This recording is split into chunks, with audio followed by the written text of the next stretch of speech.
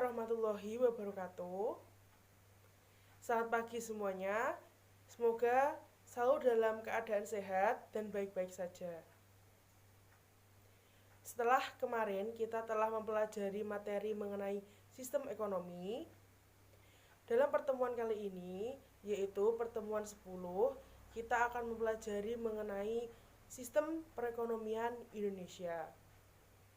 Pada pertemuan kali ini, kita masih pada KD yang sama, yaitu 3.2, menganalisis masalah ekonomi dalam sistem ekonomi, dan 4.2, menyajikan hasil analisis masalah ekonomi dalam sistem ekonomi.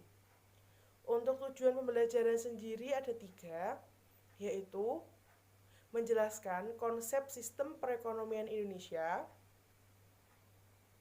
menyebutkan ciri-ciri dari sistem perekonomian Indonesia, dan mengidentifikasi faktor negatif yang dapat mengancam penerapan sistem perekonomian Indonesia.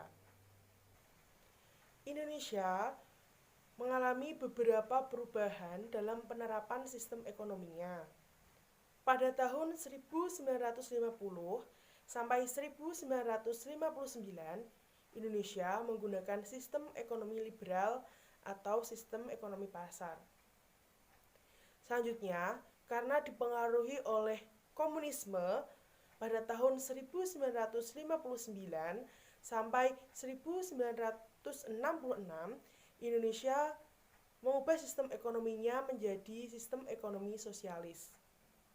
Kemudian, pada tahun 1966 sampai 1998, Indonesia menggunakan sistem ekonomi demokrasi.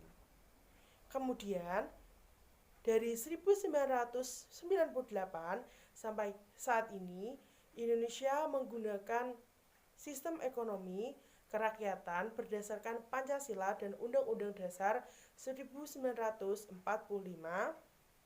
atau yang sering disebut dengan sistem ekonomi Pancasila. Sistem perekonomian Indonesia ditujukan dalam rangka mewujudkan kesejahteraan masyarakat secara adil dan merata.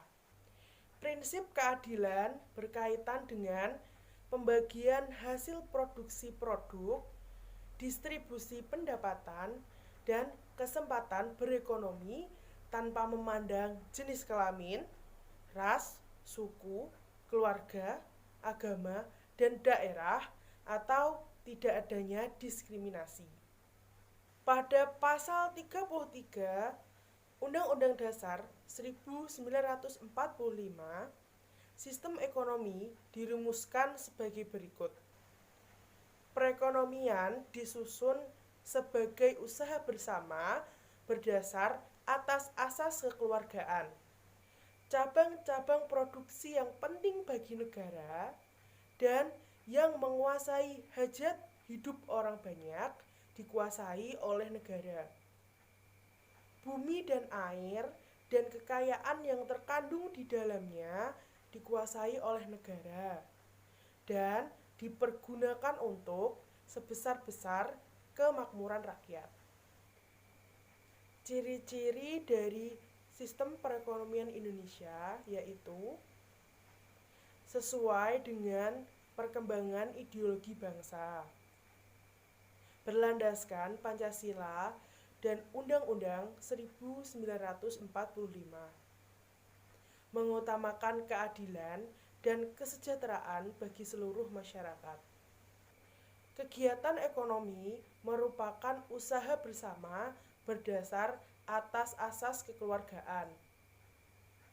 Sumber daya ekonomi yang menguasai hajat hidup orang banyak dikuasai oleh negara.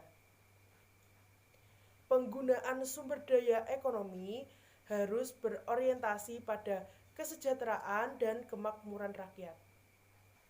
Warga negara memiliki kebebasan untuk memilih pekerjaan yang dikehendaki serta mempunyai hak akan pekerjaan dan penghidupan yang layak. Hak milik perorangan diakui dan pemanfaatannya tidak boleh bertentangan dengan kepentingan masyarakat. Potensi, inisiatif, dan kreasi warga negara dikembangkan sepenuhnya dalam batas-batas yang tidak merugikan kepentingan umum. Fakir miskin dan anak-anak terlantar dipelihara oleh negara.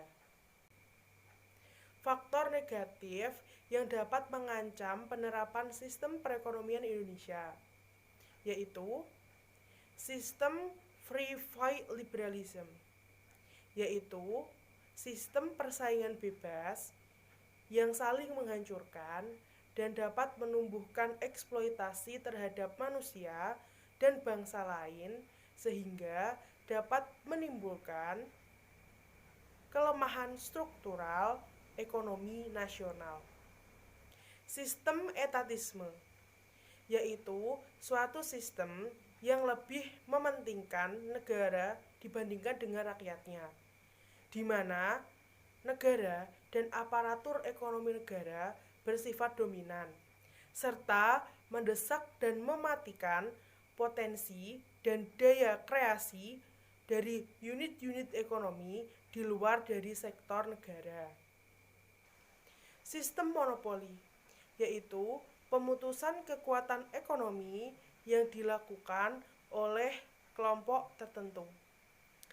Itu tadi adalah materi tentang sistem perekonomian Indonesia, yang kesimpulannya adalah sistem perekonomian Indonesia ditujukan dalam rangka untuk mewujudkan kesejahteraan masyarakat secara adil dan merata berlandaskan Pancasila dan Undang-Undang Dasar 1945.